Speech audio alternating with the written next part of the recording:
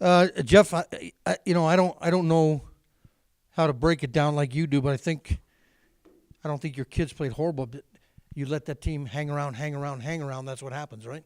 Yeah, no question. I mean, that's where you had chances maybe in the first half when you're up 10 and maybe you can kind of get a stop and maybe extend the lead and maybe they're like, you know what's too tough tonight.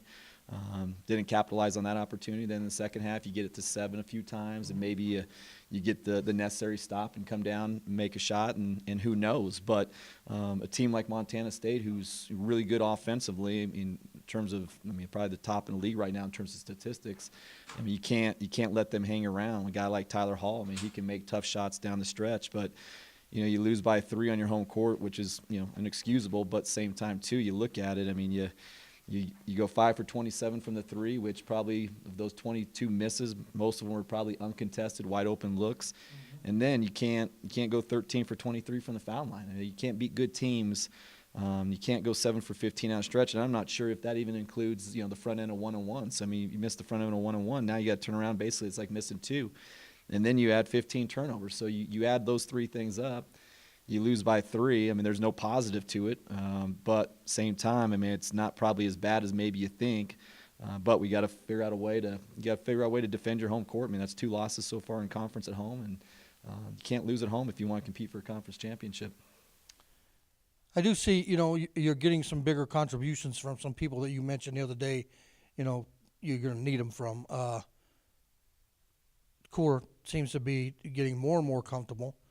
Of course, Sanders, and I think he played better than what his stat line shows, although he had 1 turnover that sticks out in my mind in the last.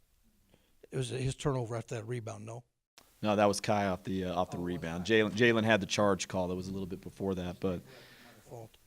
But those numbers you just brought up are technically do tell a story, but like again, you had your chances. And correct me if I'm wrong. That team seems to be deceiving in terms of it's almost like they'll pass up an open shot from 5-6 feet, which could possibly even draw a foul and put them line to kick it back out and shoot something on the perimeter.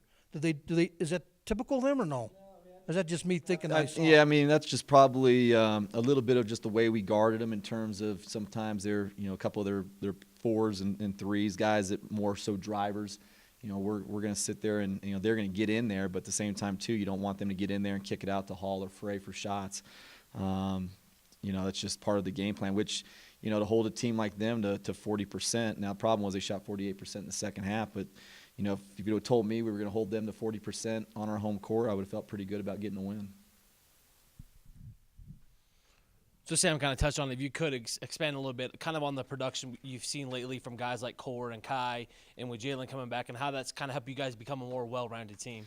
Yeah, no, it definitely helps. I thought Core and Kai, they gave us really good minutes. Jalen, he's starting to really get back to moving like the way he was last year.